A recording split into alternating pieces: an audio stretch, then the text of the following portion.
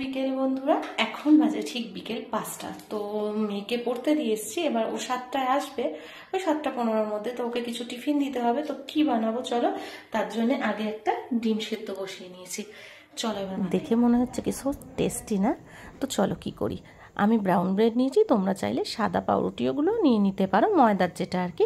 তো 3টে পিস নিয়েছিলাম, নিয়ে কুচো করে নিয়েছি, তার মধ্যে একটু নুন আর একটা ডিম দিয়েছি। যতটা পরিমাণে পাউরুটি দেবে, যতগুলো বানাবে সেই আন্দাজে ডিমের সংখ্যাটা বাড়িয়ে নেবে, আর নুনটাও সেই আন্দাজে বাড়াবে। এবার মেখে রেখে দিলাম।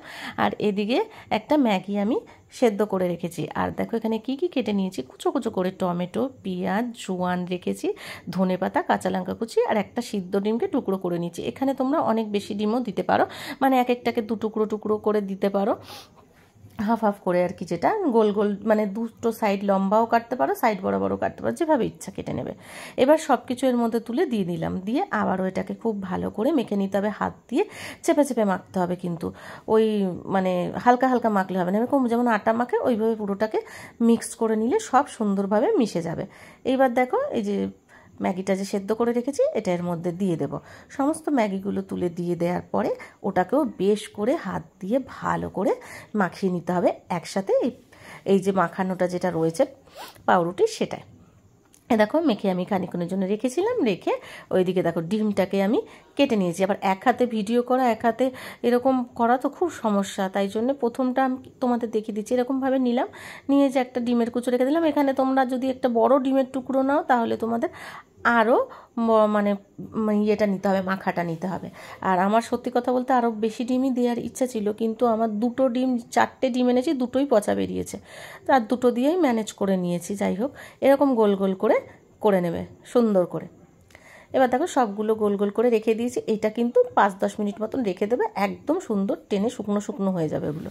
দিয়ে এবার কড়াই সাদা তেল গরম করে নিয়েছি। এবার একটা একটা করে এরকম করে হাত দিয়ে আবারও গোল করে নেবো, কারণ অনেকটা শুকিয়ে গেছে। দেখো সুন্দর হয়ে যাবে। এবার এরকম স্যালো ফ্রাই করে নেবে। ডুবো তেলেও তোমরা চাইলে ভাজতে পারো, কিন্তু এরকম স্যালো ফ্রাই করলে কোনো সমস্যা নেই। এগুলো যেই আন্দাজে দেবো, মানে যতটা তার থেকে দ্বিগুণ ফুলে যাবে কিন্তু।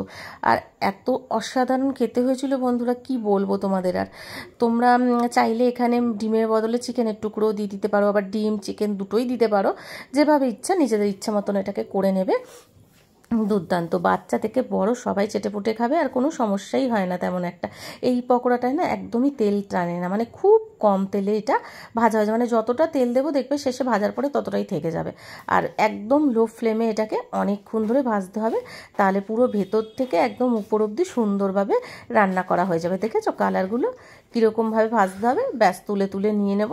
আর আমি সত্যি কথা বলতে একার হাতে সব কিছু করি বলে তোমাদের ওই যে তুলে ভিডিওগুলো না একভাবে দেখাতে পারি না। যাই হোক, তোমরা ম্যানেজ করে নিও একটু, আর ভুল হলে একটু ক্ষমা করে নিও। যাই হোক, তো এ দেখো সব ভাজা হয়ে গেছে।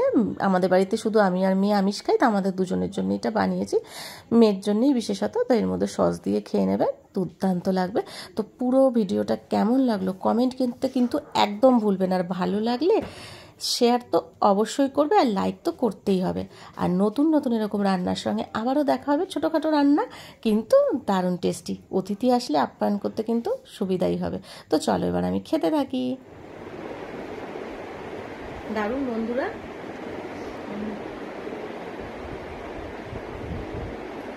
এখানে ভাগ হবে না। হ্যাঁ, অবশ্যই ট্রাই করবে।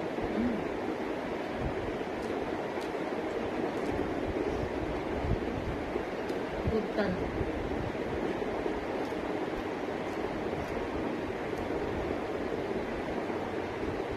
সবাই ট্রাই করুন। টাটা।